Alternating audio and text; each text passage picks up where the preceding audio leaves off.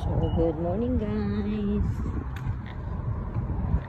Ipapasyal ko kayo dito sa mall na tinatawag nilang Cross Iron.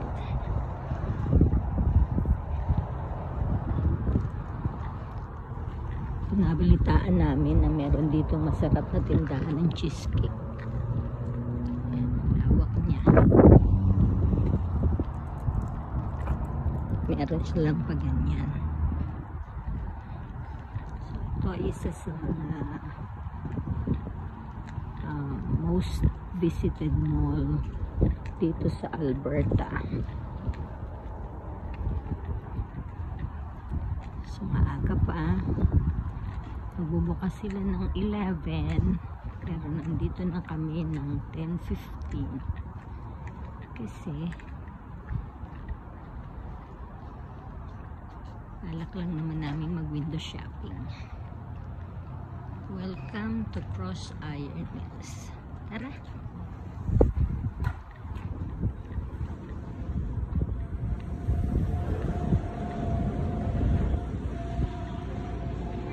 So, one thing na gusto ko dito sa mall na to ay lagi siyang maraming decorations. Ito, mga dinosaur bones.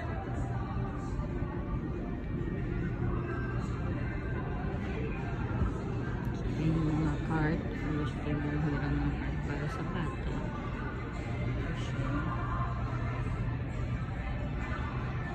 Siyempre, hindi nawawala ang Tim Hortons. Ito na siya, ang mapa.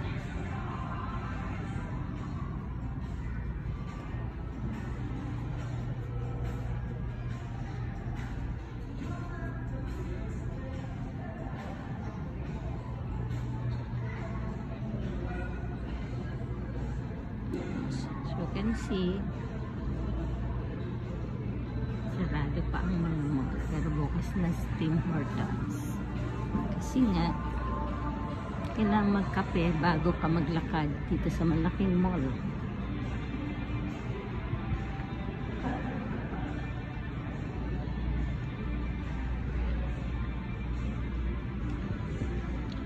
So by the way, kung bago ka sa channel ko,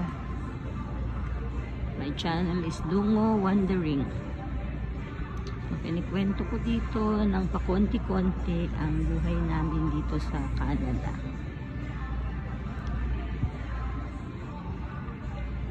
So far ay maganda naman ang naging result ng pagmamigrate namin dito sa Canada. Kaya pwede ko na kayong ipasyal kahit papaano. Sabi nga nila ay the struggle is real, pero meron din namang panahon ng pamamahinga. So, ito na, lakad-lakad, tingin-tingin ng mga sale. So, maganda lang kapag naglalakad ka at sarado pa ang mall. Hindi ka natutuksong bumili kasi sarado ang pinto. So, maikwento ko nga pala sa inyo na nagtrabaho din ako sa mall ng part-time ng almost 4 years. Kaya, medyo matibay-tibay ang loob ko sa pagtanggi sa mga tukso. At usually, ginagamit ko ang time ko sa mall para kumita, mag-save, kasi alam ko kung kailan yung best time na mamili. At syempre, mag-exercise. Kasi dito sa North America, especially dito sa Alberta, napakahaba ng winter. So, kung gusto mong maglakad, so the mall is the best place to exercise. So, at busugin mo lang ang iyong mata ng iyong makikita.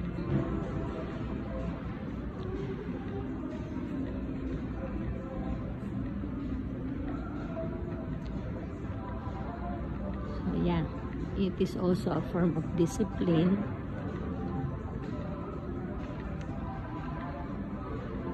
At the same time ay nakakapamasyal ka sa isa sa pinaka-paborito mong place, ang mall.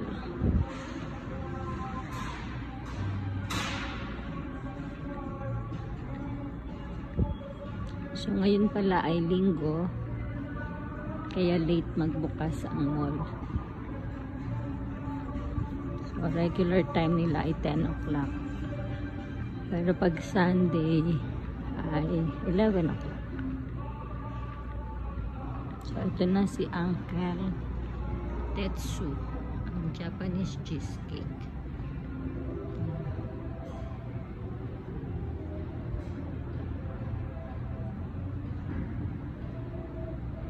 Sarado pa siya.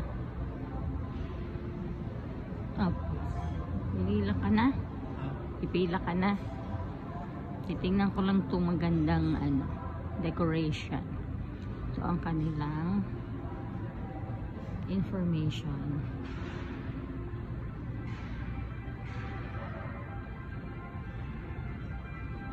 Cake ATM.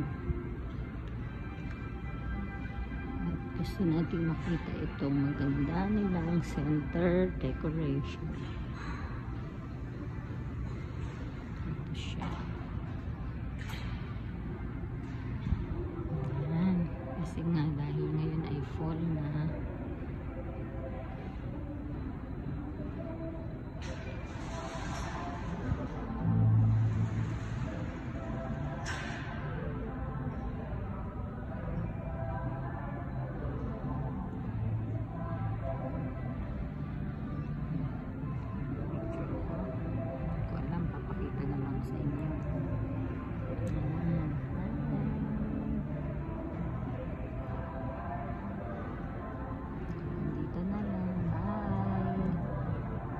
Share and subscribe.